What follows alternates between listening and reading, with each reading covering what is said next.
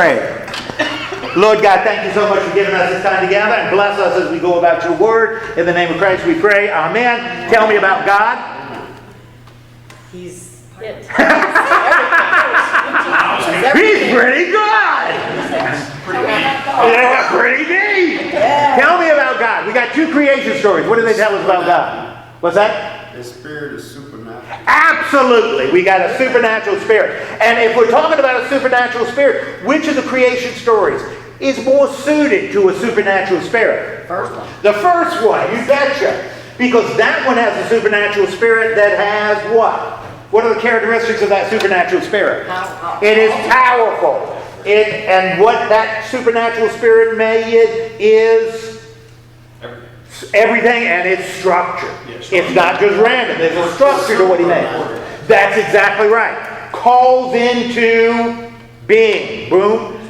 Yes, and it's made. Now that's different than the God we see in the second creation. Supernatural being. Yeah, supernatural infers a certain amount of distance, right? Yes. From us. Now, how does that compare to the second creation? Makes the mud. Okay, he makes a little mud man with his hands. He's intimately involved in creation.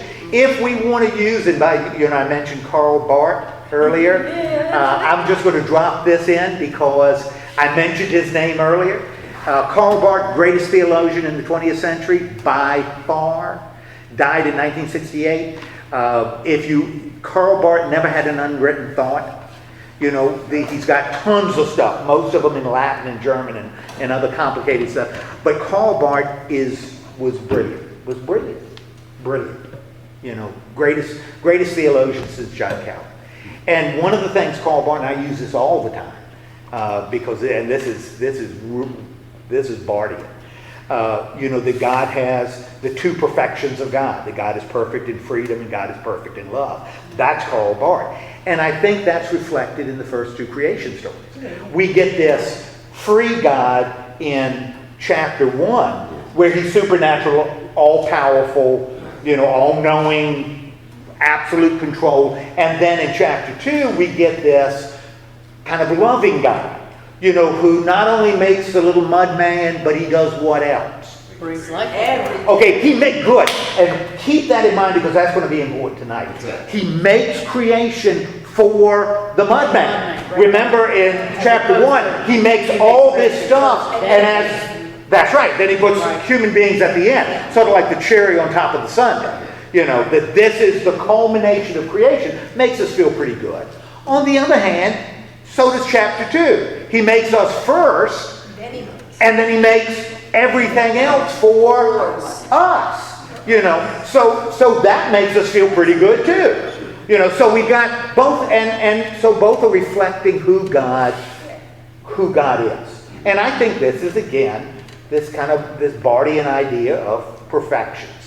Freedom meaning control, free from our limitations, and love, that the love is absolute and subjective and all that kind of jazz. Okay, so we talked about the nature of God. Last week we also talked about Adam and Eve, right? And what is... We talked about Cain and Abel last week. What's that? We talked about Adam and Eve and then Cain and Abel. What's going on with Adam and Eve? They're there and they're having a good time. They're there having a good time. And then all of a sudden the snake comes in. Okay, all of a sudden they're having their high old time. Adam was having a great time. And then Eve, and then Adam and Eve having a good time, right? and then you wish he had a dog. Then he kind of reevaluates his opinion of the dog, and but they're doing okay because they're in this garden that God planted for them. Okay, so they're doing that, but there's one thing they can't do: eat the tree of the knowledge of good and evil. Now, when I say this word, sometimes Christians do this. I don't want anybody doing.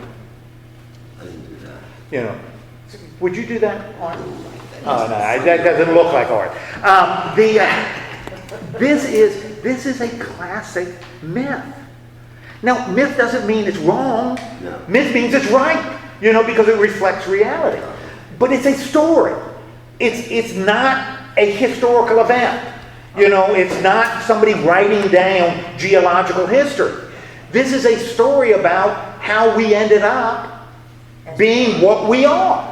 This is a story of how human beings ended up having to make choices. Because what did Eve end up doing? You had the serpent, which I said last week.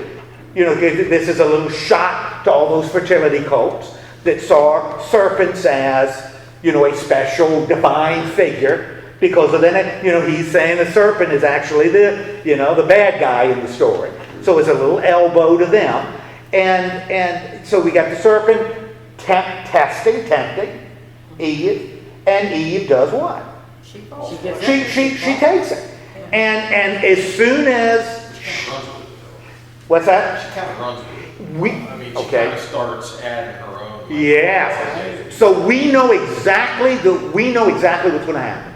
When he says to her, about the fruit, did God say you couldn't eat anything in the garden?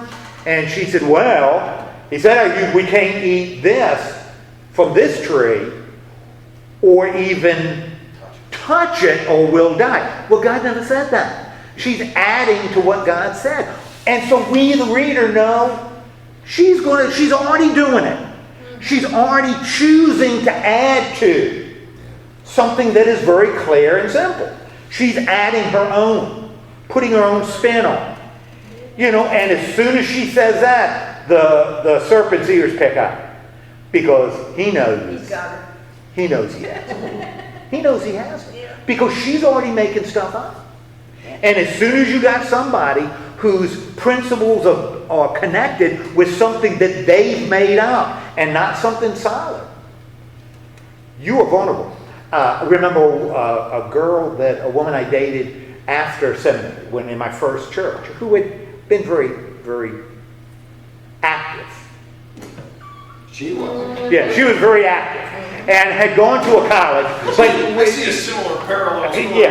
Yeah. She had a lot of fun, But one of the things she said, she kind of straightened out, went to a Lutheran college, was whole nine, all that stuff. Anyway, she said that one of the remarkable things, and I had a good friend who was in the Church of God, was a minister in the Church of God. Maybe that's a better example. And he had 5 daughters, 4 of whom were pregnant before their marriage. All of whom were pregnant before the age of 17. And this both, Carrie had been really, kind of party girl, and this guy who's a good friend lived like catty-cornered from where I lived. I used to spend a lot of, because I was by myself, so I spent a lot of time with he and his family. And I remember him telling me that, and the Church of God, they were Sabbath worshipers, so they worshiped on Saturday, but very strict, very strict. Yeah. He said, Ed, I made a huge mistake in raising my girls. And if I could do it over again, I'd do it over again. Because I sheltered them from the world. And I told them what they should do and what they shouldn't do. And he said, I wish I had to go do over again. And I said, why would you want to have it to do over? That would seem to be, because I'm in my 20s, I don't have any kids, I'm not married. I said, isn't that what a good father's supposed to do? And he said, I'll tell you, and as Carrie told me the same thing. He said, I didn't give them the tools to make decisions. You what? I didn't give them the tools to make decisions. I told them what was right and what was wrong. And they believed it. And he said, I sent them out in the world, and as soon as, so that was their wall, what was right. He said, as soon as a guy came along and knocked one brick out of that wall, as soon as he convinced them that one thing was, well, maybe it's not totally wrong, they had absolutely no ability to make any kind of judgment after that. As soon as that one brick went, the whole wall collapsed. And that's what Carrie said the same thing. She said, when I went to college, it was amazing. The fraternity boys didn't mess with me much. They looked for the most innocent freshman girls they could find. Yeah. Because they were the easiest. Yeah. Because they had no tools to make decisions. I still use that in my pickup line. Yeah. Hi, John Bowles won't make a bad choice. Yeah. And they think it's funny at first. And then they get to know you Yes. and like you. But Yeah. importantly, I just learned something, Church of God. Yeah, check that out. And the only thing I was going to say, hang around college campuses, but John, at your age, There's probably you're going to be I arrested. still look like my college ID somewhat. I've actually used it to get into movie theaters. But I mean, that's what ends up happening. That's what ends up happening here when the serpent says, and her response shows he knows that wall is precarious. Yeah. All he has to do is knock one brick out. And he knocks the brick out. He says, oh, no, you misunderstood.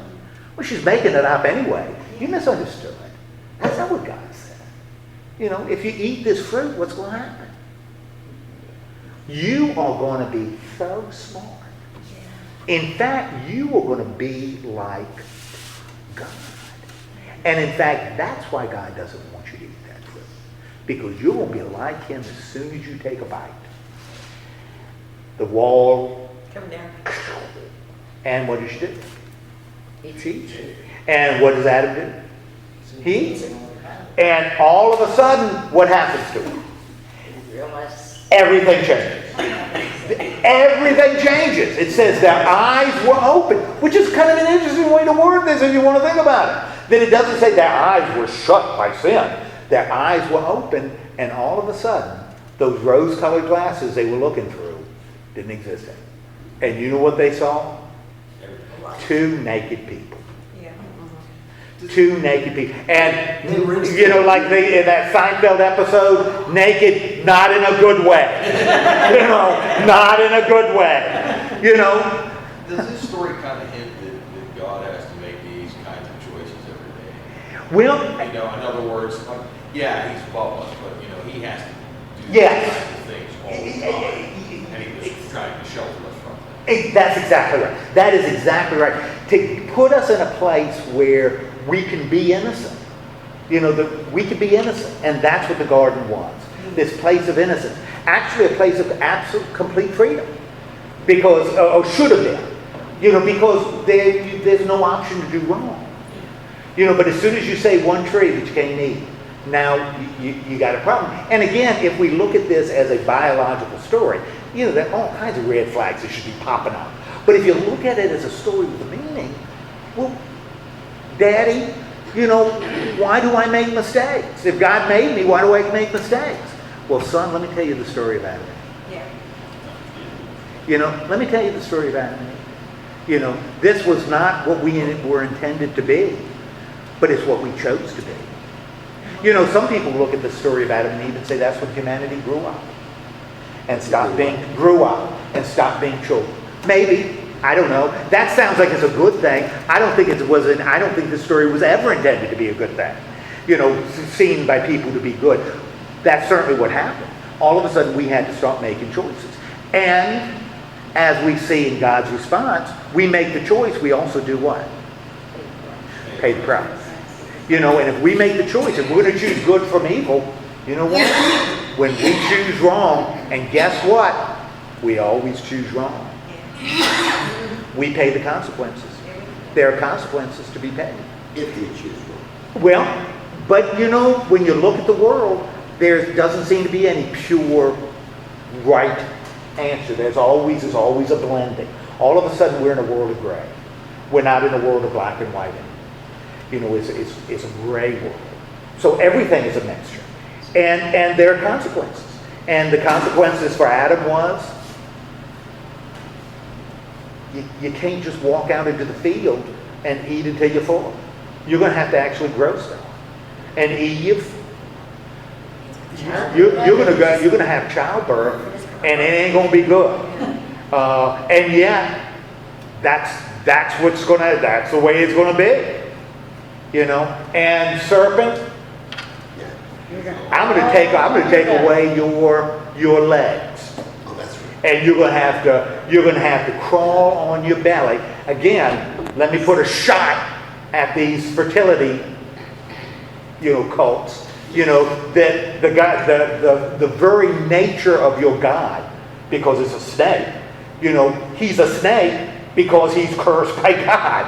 You know, so you're worshiping something that's cursed by God. What a huge shock. You know, that's a pretty bad thing. So, you know, and the big thing is you can't be in the garden anymore. You can't be in the garden anymore because the garden is the place of innocence. And so you got to go. But, what's the but? Make you some clothes. I'm going to make you some clothes. Because I'm looking at you and you don't look so hot. and I understand why you're ashamed. Because Adam, you know, some crunches would be good. You know, in the paintings, you know, they always look really good. Yeah, really. He's cut and she's voluptuous and all. And you know, why are they worried about clothes? You know, it seems okay to me. You know, they're embarrassed. They're ashamed. You know, I think let me just put it this way. I think Adam resembled me in a Speedo. You know, and if you close your eyes and visualize me in a Speedo, that's Adam. And Eve is saying, my gosh, Adam, what? You know, I thought you looked a heck of a lot better than that. You know, so. Eyes wide open. Yeah. Ooh. There was a movie called The Enchanted Cottage. Yes. Oh, yeah. Yes. Yeah. Robert Young. Yeah. Loretta. I forget the girl's Robert, yeah, but it was Robert Young. Yeah, it was Robert Young. Yeah. The Enchanted Cottage. Who was the woman? I don't know. I can't think of the actress. I can see Who's the her. woman? Yeah, I can see him in the cottage. Yeah. You know. I can see him in the living room. Yeah. I can't remember reading. But I can't remember that. So anyway, but I mean that's what it was. That's it. He said it. He knows What? it was. Who? Jane Wyatt. Oh, okay. Wow. Oh, Jane Wyatt. Thank you. So, and that would be similar to what they woke up to. Only they didn't wake up to the Enchanted Cottage. No. They left the Enchanted Cottage. Yeah, they weren't there. When they went out, they were. Yeah. Yeah. That's what So yeah, or like that Seinfeld episode where the girl only looks good in some places and looks horrible in others. Yeah, the rice. That was the Festivus episode. Yeah. So anyway, but we got that. We talked about Cain and Abel, right? And what's going on with Cain and Abel? You told me about a Yeah, mark. one's dead. Huh? You told me about a mark, but I wasn't. Okay, about a mark. Well, before we get to the mark, what happens with Cain and Abel? Again, a story that talks about jealousy. And that jealousy is something that's right. So as you choose the good and evil, human beings end up drifting into these bad choices. You know, bad choices. And, you know, Cain's offering, Abel's offering is accepted, which sort of establishes animal sacrifice. Cain's offering is not. You know, we don't know why, it just isn't. You know, I mean, maybe it has to do with blood and all. I don't think the writer cares. It's just that in this world, as a good myth, in this world, you know, sometimes things seem to be more acceptable than others, and the reason is they are. They are. And I think that's the point in the Cain and Abel story. Although, again, it sets the stage for animal sacrifice as being the one truly acceptable, the highest to God. But, you know, so instead of saying, you know, well, my brother's accepted, but he's my brother and I love him, you know, I'm still making an offering to God, that's okay. Instead, Cain says what? Yeah. Yeah. I can't do it. Let's come into the step into my field. You know, I want to show you some corn that I've been working on. And what does he do? Kills his brother. And kills him out of jealousy. And God says, because again we're talking about the Lord, not God, the Lord. Lord says what to him? Where's his brother? And he says, I don't know. I'm not my brother's keeper. I'm not responsible to keep track of him. And God said,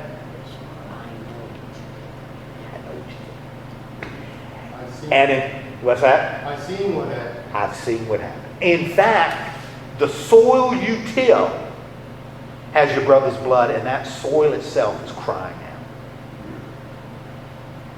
You killed your brother. What's the consequence of jealousy, that is unrestricted? What's that? He has to do both jobs, shoot and plant. Now he's in trouble.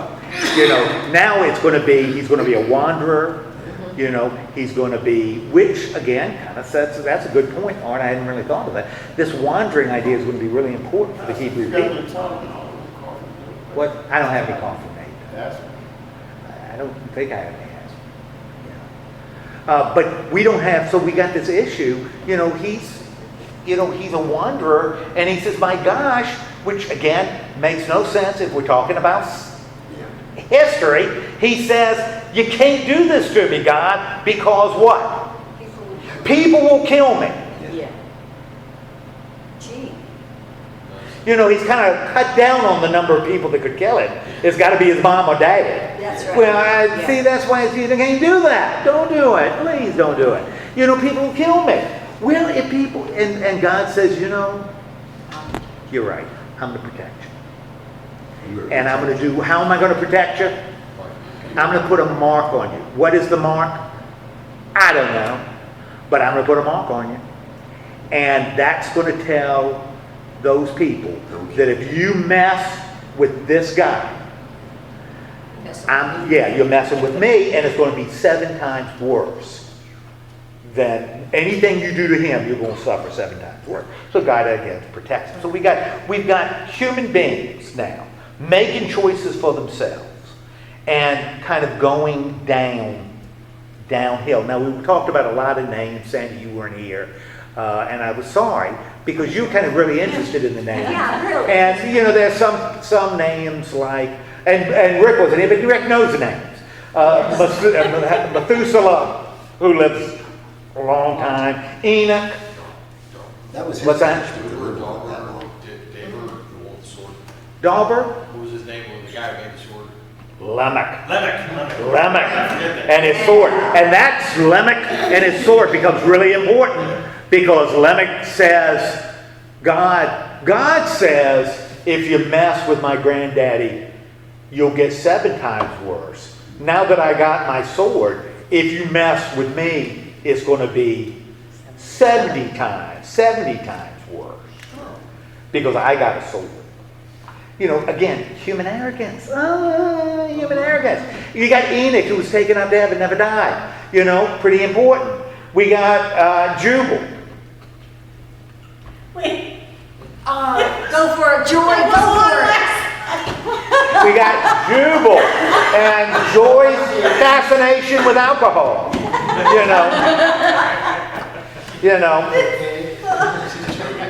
was so funny because it was all wrong. Yes, Jubal had nothing to do with alcohol. It had to do with music. But Joy couldn't get her mind out of the cake. All right, so we've talked about God, we've talked about Adam, talked about Eve, talked about Cain, talked about Abel, talked about Jubal. If you would, go to chapter 6 of Genesis. We're going to look at Noah, part 1. And chapter 6, verses 1 through 4. And remember, I mentioned that as we go through the story, and this is just file it away. And whether you want to talk about J and P and E and all, that's, I don't know. I don't care. But certainly there are different strains within the Genesis story.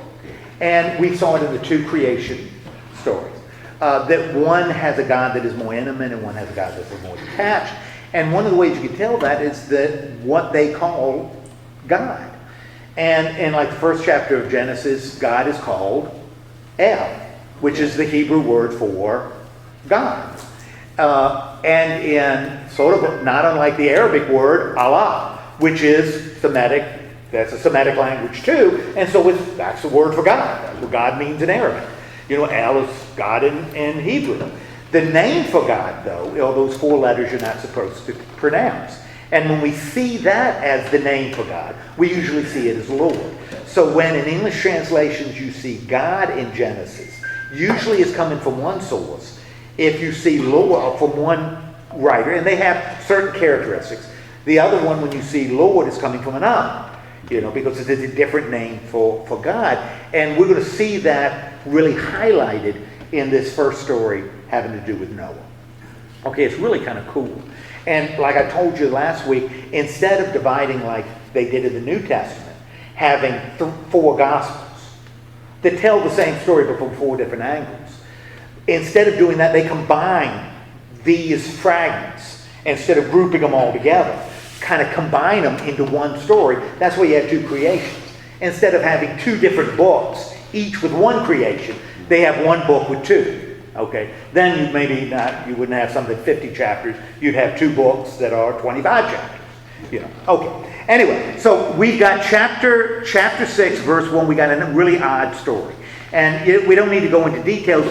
And the only reason I mention it is because I think it sets the scene. What is going on in chapter 6, 1 through 4?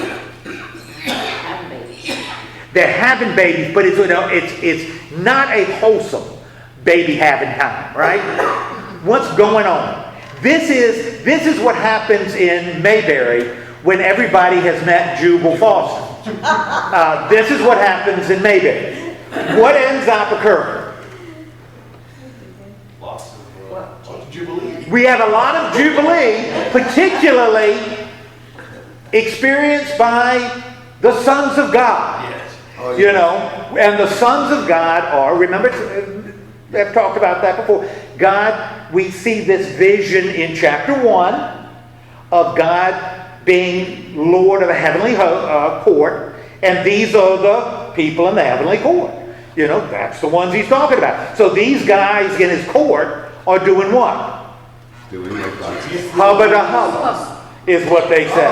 Hubba da hubba. Because they're looking down and they're seeing some human women, and those human women are fine. That one that you just said, that was Jackie. What's that? Hubba da hubba? That was Jackie. Okay. Well, I'm beginning to look more and more like Jackie Gleason. Okay, so they're saying those human women look fine. And they start dating heavily, you know, down. And as a result of their dating habits, what occurs? What's that? Nephilim. Yes, the Nephilim. And the Nephilim have no basis other than they're the children. These children. And again, I want you to imagine, these stories are written so fathers can teach their kids. You know? And these Nephilim are what?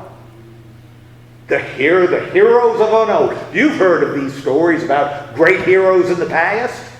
Paul Bunyan, right?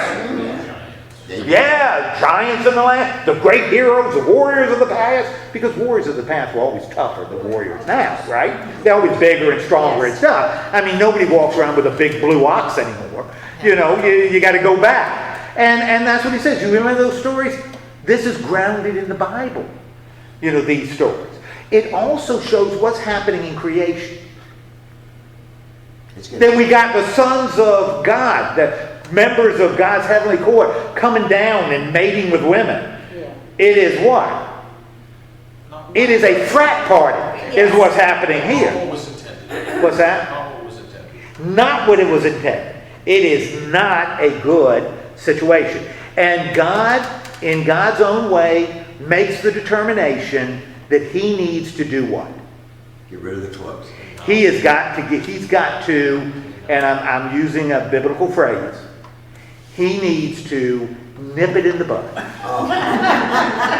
He needs to nip it in the bud. That's right. Okay? That's right. Because this is bad news. So he sees the wickedness of the earth, right? And all the evil in the hearts of people, you know, and they're evil all the time, you know. Now, by the way, who sees that? God. No. Who sees that? No. No? Who sees that? I quit. Who sees in verse 5 the evil of humanity? The Lord sees it, which means it's coming from what? The same strain that we see in the second creation story. Because that's the name used for God. And what's really cool is we're going to see connections between those sections where Lord is used and those sections where God is used, El is used. Okay? Kind of cool. So it's coming from this strain. And he sees that humanity is bad. Now, we know why humanity is bad. Why is humanity bad? Adam and Eve, which is in the Lord's story, right? That's not in chapter 1 story. You know, people have been making choices, and their choices are what? Wrong. Horrendous, wrong, bad, right? Humanity is consistently choosing wrong, right? Why is that? Right, wrong, right? Well, it doesn't matter what. No, and I don't mean to cut it off. I don't think the writer of the story is concerned about that. Because what he's writing is why things are the way they are now, not why they are then. So the fact that they're making bad decisions, they don't explore. You know, well, human beings actually could choose to do good. They never do. You know, in this story, they never choose to do good, with one exception. You know, they're always choosing to do bad. You know, as soon as he creates sons of men to be his courtiers in heaven, what do they start doing? They have choice. They do bad things. You know, everybody does that. That becomes part of, and God feels sorry. And it's kind of interesting. They're evil in the heart, and where does God feel sorry? Feels it in his heart. Now, as he's describing, this writer is describing, how does he want us to view God? Lenience. Grieving, emotional. Who does that sound like? Somebody's grieving, emotional, and has a heart. A parent.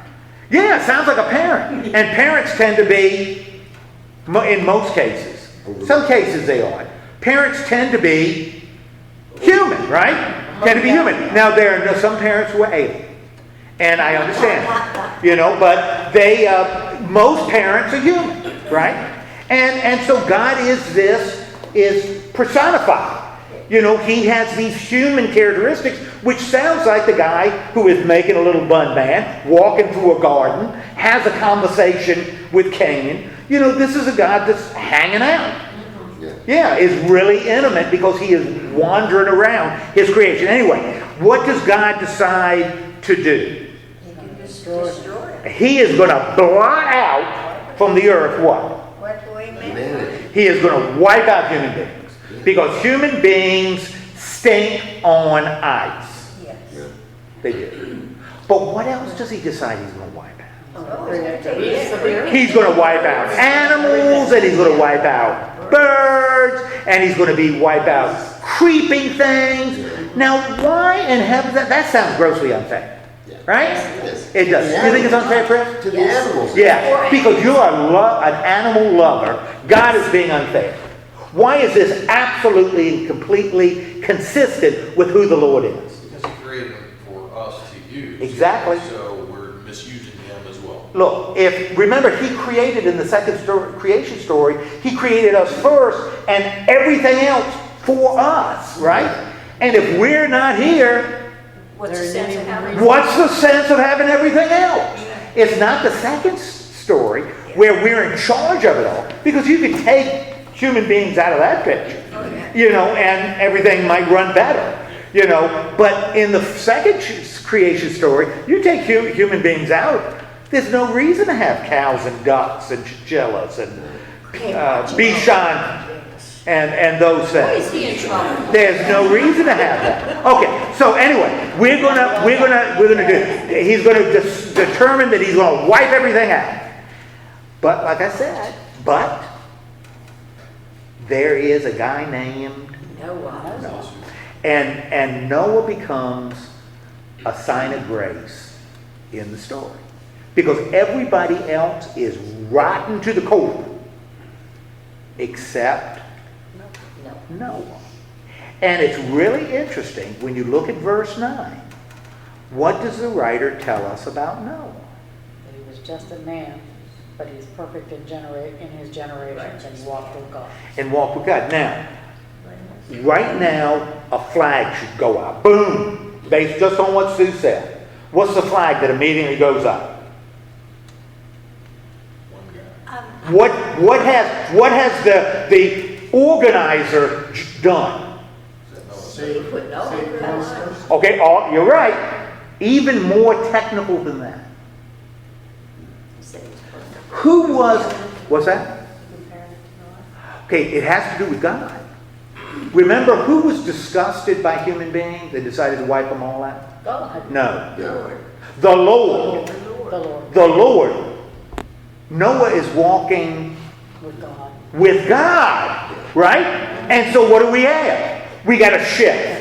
We got a different coming from a different source. Yeah, yeah. Written at a different time. Different perspective. Not the same perspective.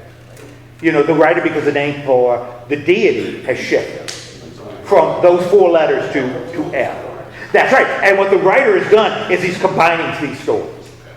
And it's going to come out really blatant later. And what's interesting, you know, Noah finds, and this is one of the things you see here is typical of this writer. This tradition, or this wherever this is coming from, they love lists. They really like lists and identifying names. So when you see a list of names, it's often not the Lord, it's often God. Because this guy loves to make lists. Okay? Now, what, and this, so this is coming from another one, right? First, we're disgusted with humanity, going to wipe them out, and since everything else was made for humanity. Not destroying the earth, by the way. Because the earth was already there, right? Just going to destroy humanity. If humans aren't here, we could destroy the animals, right? Because they have no purpose. Yeah. What does this writer says about Noah? How does he describe the situation in verse 11? That the earth was also The earth was corrupt. Not humanity was corrupt, but Man, the whole earth was corrupt, which means everyone. Animals are corrupt, fish are corrupt, birds are corrupt, everything is corrupt, right?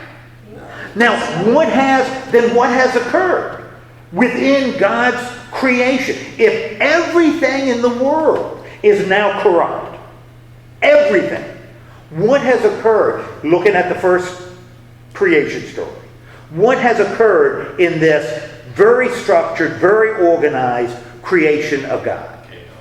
Chaos. The very structure God built in his creation has now gotten corrupted. Okay? And that's why all the earth is corrupt. Right? Now, notice in the first one, God is grieved, you know. He is sad in his heart to see what's happening. In this, or the Lord is sad in his heart to see what's happening. In this, is God so sad that his creation is corrupt? No. He just sees it's corrupt. So we don't have a God that's emotional. And that's another characteristic of this writer. God doesn't have those human emotions. You know, God is distant. You know, God is more impersonal. but he made clothes for each. Not God. The Lord did, but not the God is written in this. Okay, I'm sorry. You're right. But it's coming from a different writer. Same God. The Lord and God are the same. They describe him the same person, but they describe him from different angles at different times. So the perception of who God is changing. Has changed. God's more detached. More detached. The Lord is more Exactly. And this is the detached God is one is coming from something that's much later, because the vocabulary is different. You know, so it's a later person. And when you think about it, as kind develops and people develop, God becomes increasingly separated. You know, God isn't the one that you just walk with, have your arms around, you know, have a beer with. You know, you don't have that anymore. You know, as time goes, God, because you've lived long enough, God is this distant God. You know, is more sophisticated in the way you look at him. You know, the way you worship him is more sophisticated. But he's not quite as close. Hands-on. Hands-on. Yeah. Not quite as close. The cosmic governor rather than the intimate friend. You know, we just got a different perception of God. One isn't right and the other wrong. It's just a different understanding. But both of them are reflecting on the same person. They're both reflecting on Noah, because both of them see Noah involved in this story, which I find fascinating.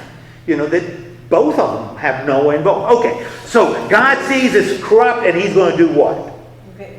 I'm going to end this. Clean house. Right. Now I am going to clean house, and now if He's going to clean house, knowing the first chapter of Genesis, the first creation story, how would He clean house?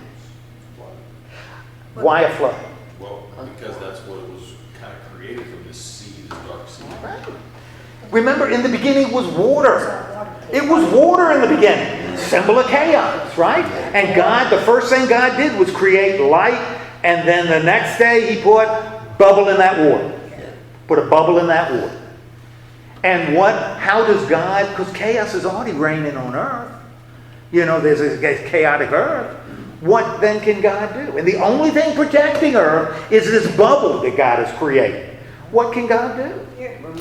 Remove the bubble. Pop the bubble.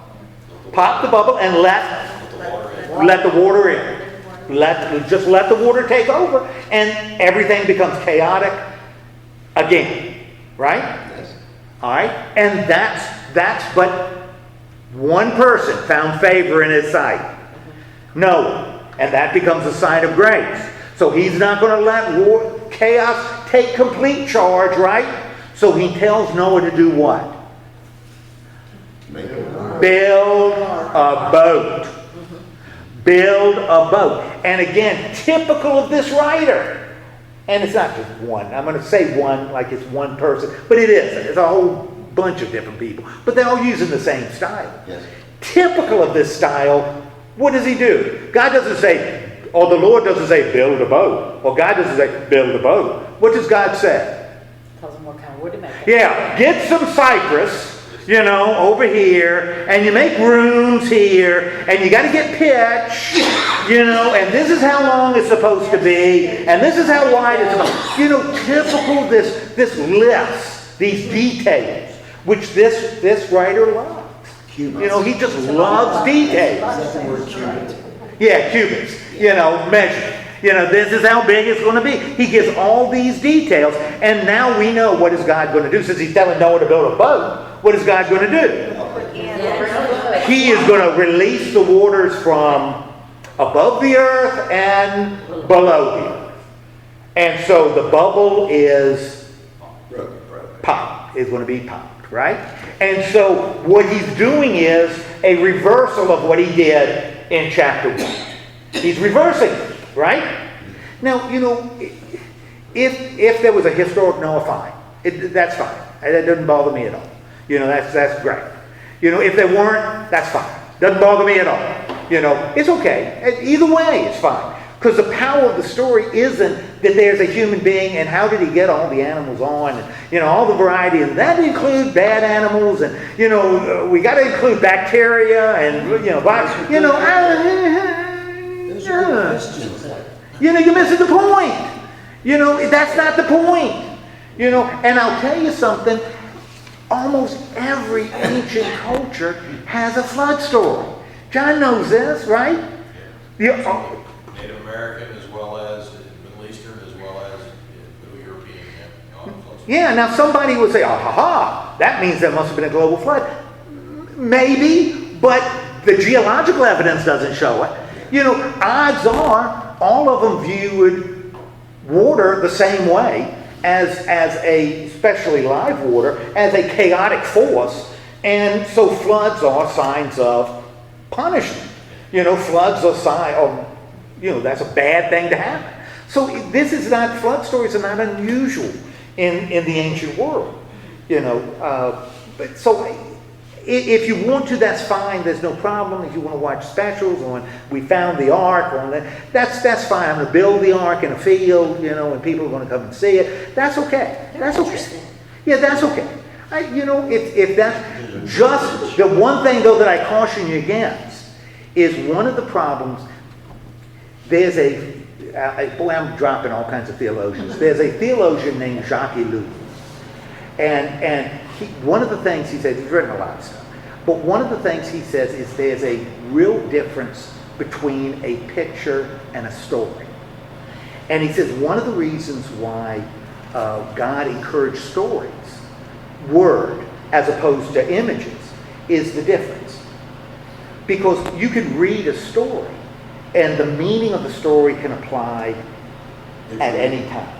Other people, though. To other people, at other times, in other situations. You can claim the story and come up with a meaning, and even reshape the story to apply to you, in your time. But pictures nail events. If I'm looking at a picture of me when I'm 25 years old, that's me at 25. Now, I may tell a story like I told y'all, and you're going to envision whatever you choose to envision, but I'll tell you, that picture nails it. That's me at 25. And that's what he says is the problem with pictures, is it isolates things in history.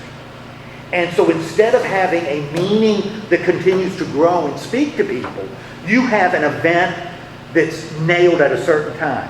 And you could say, well, it's not, will never be repeated, was an isolated event, it's interesting, but it has no relevance to us now, because it happened X number of years ago. Well, that's the trouble. That's what he says is the problem. So we want to be real careful not to take the word and make it a picture. And he says one of the ways we do it is to force it into a historical framework. Some of the Bible, not all. There's a lot of good history in the Bible. But if we force it into a snapshot of a certain day and a certain year, we take away the meaning it might have in the future. Does that make any sense? Okay, because that's a big deal for him. And I think I would encourage y'all to at least look at Scripture like that. Paintings are included as picture thing? Well, he would even say that a realistic painting, of a family sitting, or Mona Lisa, that is a person in a certain time in human history. All the crucifixions. 2 centuries later, people didn't look like that. So we know it was painted at this particular time. Now, if you tell a story about a woman who is grappling with, a husband that doesn't love her, or, a husband that does, it doesn't matter. If you tell a woman who's on a quest, or it doesn't matter what it is. All of a sudden, the meaning of the story, if it's well written, is going to resonate in different times. And when you close your eyes and hear it, you're going to envision what your mind tells you to envision, not what the artist or the photographer said. This is what it looks like. This is one of the reasons I've always discouraged if they ask my opinion, and they never do. But I think one of the good trends is you don't see it as much now. I always discourage couples, if they ask me, not to videotape their weddings. Don't do a video of your wedding. Why? Because why are you putting this special, evidence, But in a way, that's what it is. Why do you want history to intrude on this event? Because in 30 years, when you tell the story, you are going to be more handsome than you actually were. She's going to be more beautiful than she actually was. If it was drizzling, it's going to be a downpour. Everything is what your mind has created. And when we create stories have meanings. Every story we create has meaning. They're not just random events. We reshape them so they have a lesson. And they may be a dumb lesson or a minor one, but they always have some meaning. You got a videotape, those stories can't develop because there it is. And so you see exactly how you looked. Yes. You see exactly how everything was. Well, great. So how are you going to make a story develop around that? You got the evidence. There it is. There's no stories that are developing. And I said, and I'll tell you, and I used to say to him, and the reason I think that's a problem is when you watch, and I've seen it far more than once, when you watch a couple watch a videotape of their wedding, they almost inevitably do what? They laugh. They almost inevitably laugh. Can you believe I look like that? Yeah, good night. Look at that minister. Did he realize there was some green between his teeth? Well, listen to him stumble through that. If I knew then. Yeah. You'd be saying, did he really have a mullet? He thought that mullet looked good? You know, but that's what you end up doing, and you laugh. And you laugh because you really don't want it there. That's intruding on the stories. So if you want pictures, okay. That's okay, because they kind of might trigger stories. But don't force reality. Let the stories develop on their own. You don't need reality to do it. Now, if you've taped your wedding, I'm not condemning it. I'm just saying that don't watch it. You know, put it up there, you know, for later. But don't watch it. Let the stories develop on their own. That's why I don't like my picture taken. It's 1 second. It is 1 time second of time. that I look that way, and I'll never look that way again. Absolutely. And I think that's it. Okay, anyway. So, but that's just sort of an aside. So God decides He's going to do what? He is going to flood the place, right? But He's going to do what with Noah? Now remember, we don't have this first conversation that was in the Lord had. So this is the first conversation God has had with Noah, right? And what's the conversation God has with Noah? He's intended to make all flesh. Okay, I'm going to wipe it out, right? But I'm telling you how to build a boat. Okay? And what am I going to do with you? You're going to be saved. You're going to be saved, but You're going to work. I'm going to make, and this is the first time this word is introduced, it's going to be important later as we go on. I am going to make a covenant with you. Now, it hadn't been mentioned before, but we got a covenant in chapter 1. When God tells people, you know, male and female, you know, that's right. You carry my image. It is this, you represent me in this creation. That's kind of a covenant. You're here to serve me. You're here to represent me. He's making a covenant with Noah here, right? You got to look back to the responsibilities in chapter 1. You know, that he's going to be the one to care for this new creation, right? And so what is Noah's supposed to do? First, he's building this ark. What is he going to do with the ark? Okay, he's going to build it, and then who's going to be on it? His family. It's he and his family. And then what do you need to do? All the animals. I got to get animals. You know? And you get how many animals? 2 of every. 2 of every kind. So we're going to get 2 of every kind. And just because Noah, you're a little slow, you're going to need to get male and female. So you don't want to get 2 males, Noah, because that's going to kind of defeat the whole purpose. Might explain something later. You know, that's going to explain something that, you know, I didn't make Adam and Steve, you know. So you need 2 male and females, and just in case you don't know what I'm talking about, we need birds, and we need animals, and we need creeping things. I don't know what he was doing with creeping things, determining male and female. It wasn't a pleasant experience. Yeah, but that's what he was told to do. And you're going to take it, and you're going to put stuff for them to eat, and you're going to shove them in the ark. You know, and you're not going to be eating them. You know, and they're not going to be eating one another. Why aren't they going to be eating one another? I don't know. It doesn't say. They just don't. You know, but they're going to be on the ark, right? So what does he eat? Well, who cares? No, I don't mean, I'm not being hostile to you, Art. Well, maybe a little bit. But I don't mean to be. Cigarettes are ours. But whatever he's brought, what they bring is these little granola bars. These little granola bars that were high energy bars. Okay? High energy bars. You're a fool. Yeah, I know. Remember, I was Mr. P. And what does Noah do? He does what God commanded, right? Dun, build the ark, got the animals on board. Ha! Diggity dog. Okay, new chapter. Ridiculed. He was so ridiculed by all the people. Well, you know, that's kind of interesting. That's when we see movies. He's always ridiculed. You know, the idea is, I think people are running around being sinful so much, they don't even care about an old coot building a big boat. Because they're, you know, sons of men are chasing women, and humans are doing crazy stuff, and it's a mess down there.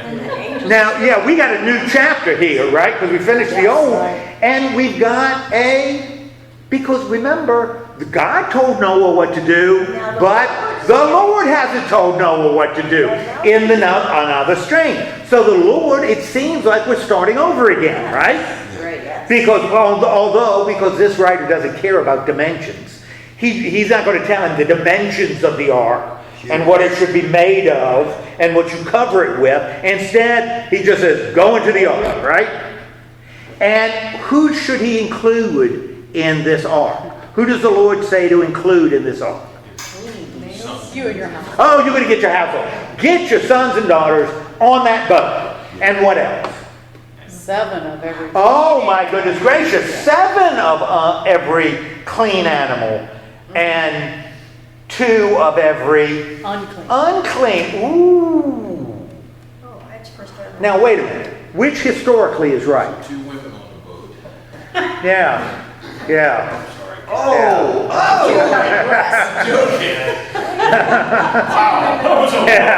Yeah, tell me about it. Now, which one is historically correct? The 2. Both of them. Both of them. Who knows? Why would the writer, the Lord writer, the one who calls him Lord, why would he say, what the heck is a clean animal? One that had a bath? Clean animals mean the way they digest and they're not. Oh, the way is it the way they digest and how they poop? You know, their poop is clean. Small. You know, sort of like rats. You know, that's clean. What is the bring sanity to this insanity? What's the difference between a clean and an unclean animal? Sandy. Tell me. Rick is about to speak. Oh, sorry. Jewish religion, certain animals were clean and certain were unclean. Exactly what I was talking about. That's what you were talking about. He went to use So you could have 7 cows. Well, no, 7 cows would be stupid. You'd have to mix a bull or 2 in there. But you could have, a mixture of bulls and cows. Bovine. You could have 2 pigs. That's it. That's it. It's a pig. They're not- You could have 7 doves. goats. Yeah, ghosts. But you could not ghosts. Yeah, not ghosts. Ghosts. They don't eat in the boat. Yeah. But you could only have 2 bouts. Okay. So, and I'm fairly ignorant about those laws, but that's my understanding. What they eat. Exactly. Most of the domestic animals would be the clean animals. With the exception of pork. But shellfish was all unclean. Okay. But fish were clean. Fish were clean. And if you look at it, this is the law of God. And this has to do with the law of God, doesn't have to do with Noah. If you think about it, these laws make sense. Because, shellfish have a very short eating life. You better eat it pretty fast. And if it's been sitting around in the sun for a while, it will make you pretty sick.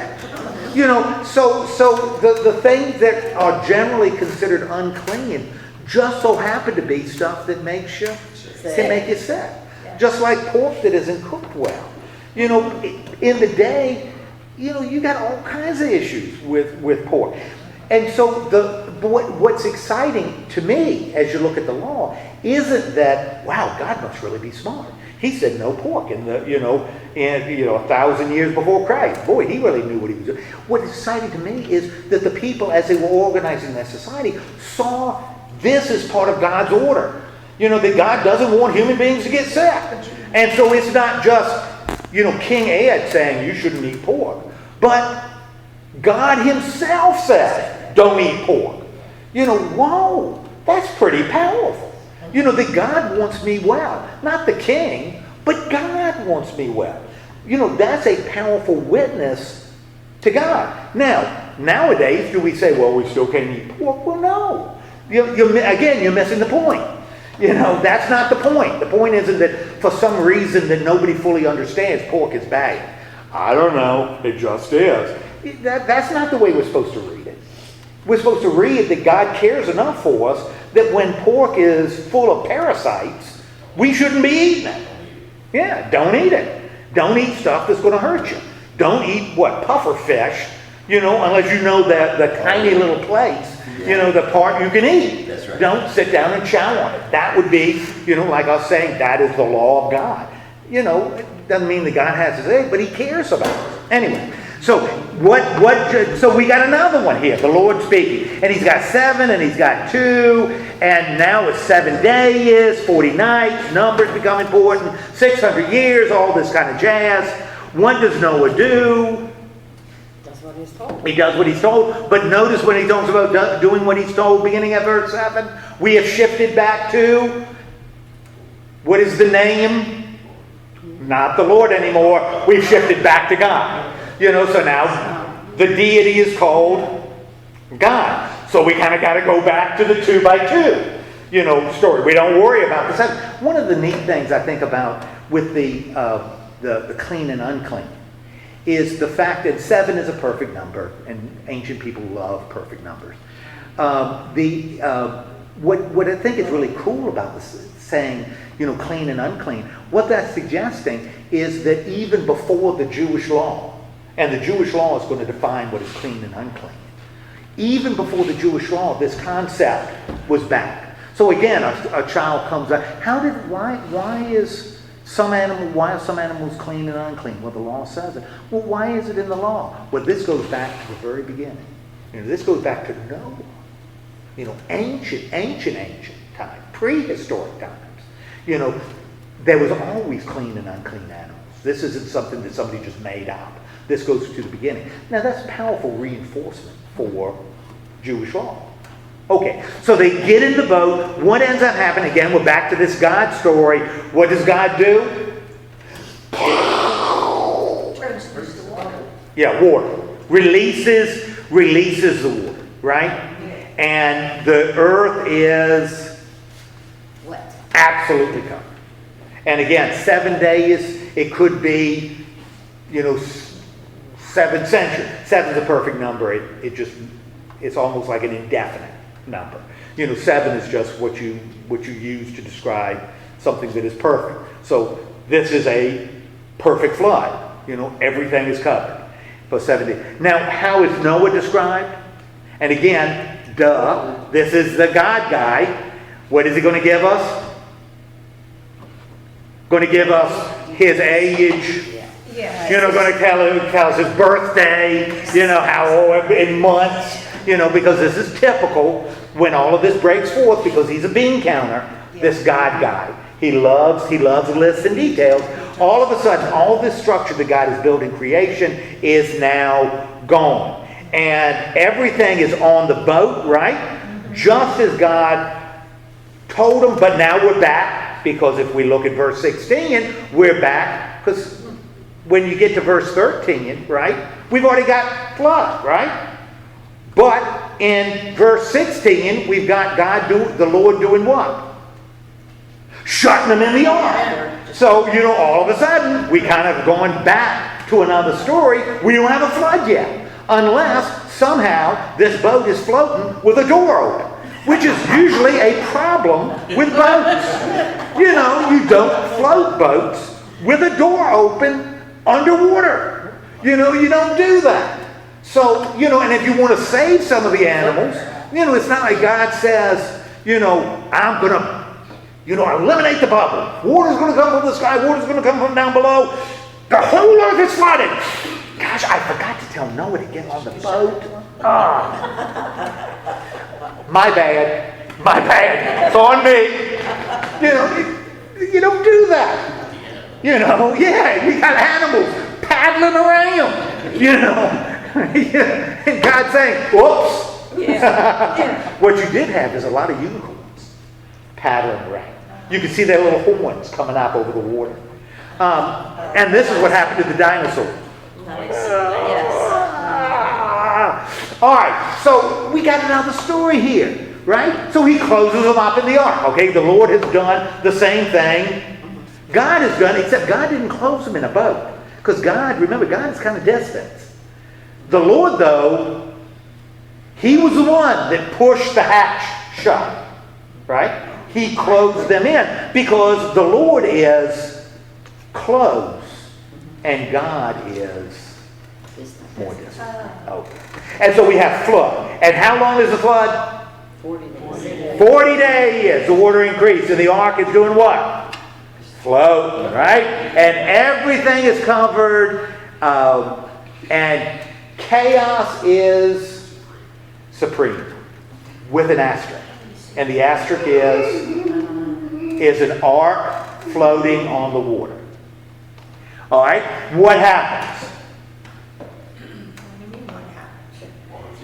Everything drains. Everything drains. Everything drains. Okay? The glimmer of hope. Noah's floating. We got animals floating for 150 days.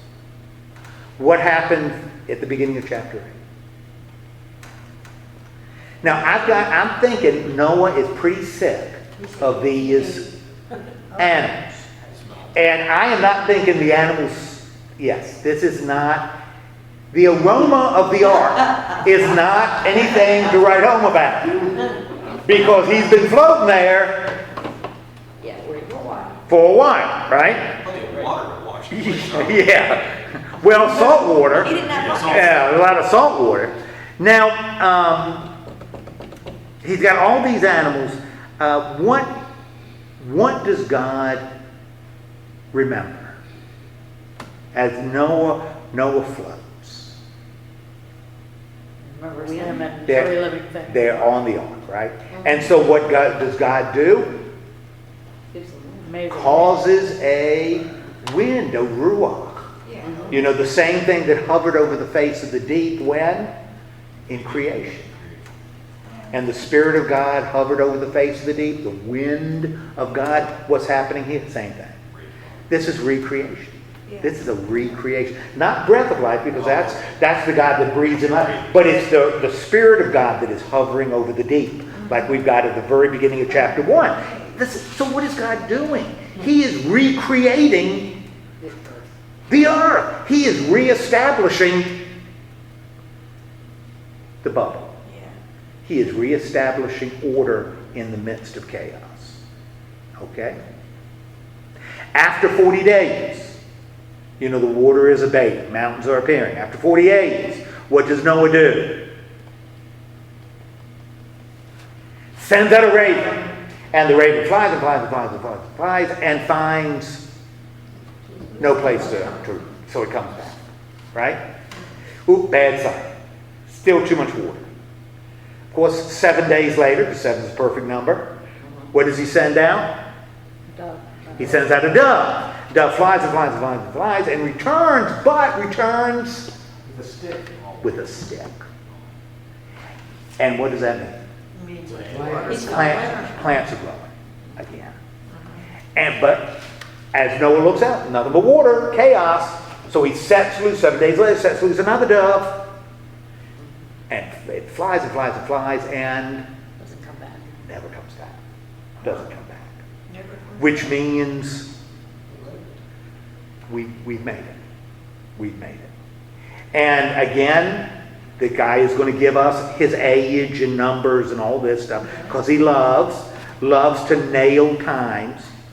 What does God tell Noah to do? Take the covering off. Okay, now God tells Noah, get out of the ark. And your wife and sons, you've been in there too long. What else should you do? Bring out all the living. Bring out all the living things, and I want you to go out and do what? Be fruitful and multiply. Be fruitful and multiply. I'm having deja vu all over again. Where did I see God saying be fruitful and multiply? Not Adam and Eve. The first creation. The story. first creation story is when he says be fruitful and multiply. You know, that's the first creation story. And so what has God done here? Recreated. Recreated. He has recreated the universe. In a sense, this is a what? New beginning, right? A recreation. Order has been restored. And what does Noah do? Of course, he does what God tells him to do. Now, after he leaves the boat, then what does Noah do? Makes an ark. Built an altar. Okay, he makes an altar. Yeah. And to whom is he making the altar? Oh, Lord. Nope. The Lord. What's that? The Lord. We're back to the other story. You know, he makes an altar to the Lord. The name is changed again. You know, ooh, must be significant. He's making an altar to the Lord. And what do you do on altars? You kill them. You kill things. Exactly. You kill things. That's what you do on altars. You kill them and burn them. Yes. You kill them and burn them because God likes to smell. God likes to smell of burning birds. Don't know? That's what it says.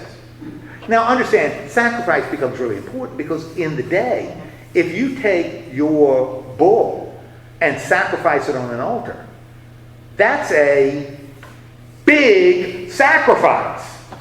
Sacrifice in every sense of the word. It's not just an animal.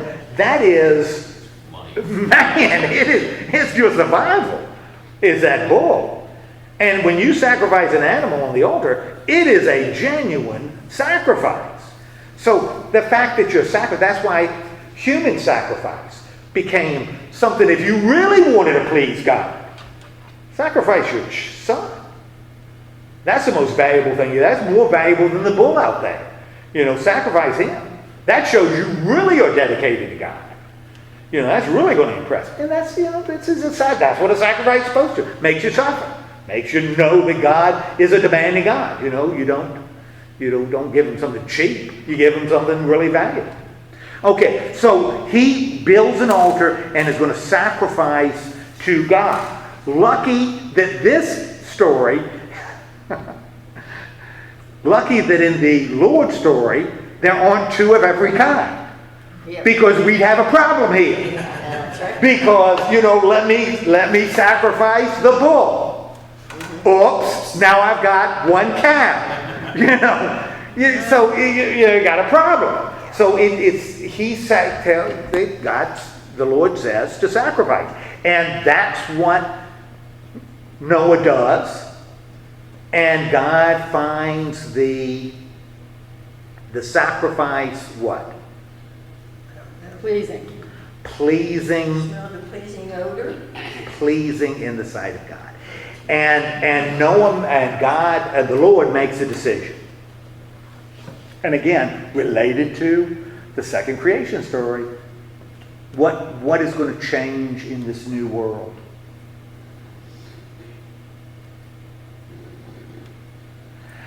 The soil is not going to just give you briars.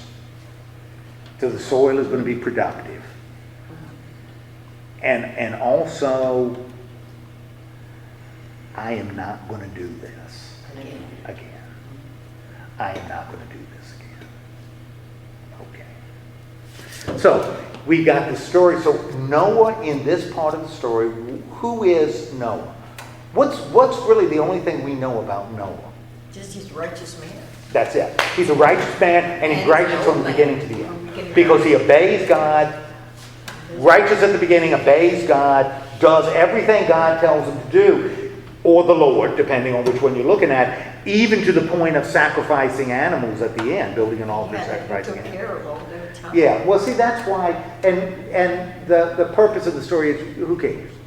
You know, and you know, I don't want you to think that, I don't want you to think I'm flip about it. But understand, it really isn't until about 250 years ago that people really cared, you know, historically about it, you know, biologically about it. Because we're living in a pre-rational world. I mean, they read stories like, stories. That's what they do. You know, it's only us who become rational that believe every story has to be grounded in fact, because fact determines truth. Well, John, you're a scientist. My gosh, you know that science has moved past that. You know, particle physics changes everything. You know, there's nothing that's and now we talk about probability instead of absolute. You know, and that's so, you know, there are exceptions. And so we may be going back to this time when we can value story, you know, again, rather than say there are inflexible absolute laws that can never change and never vary. And therefore, this has to point to a historical event.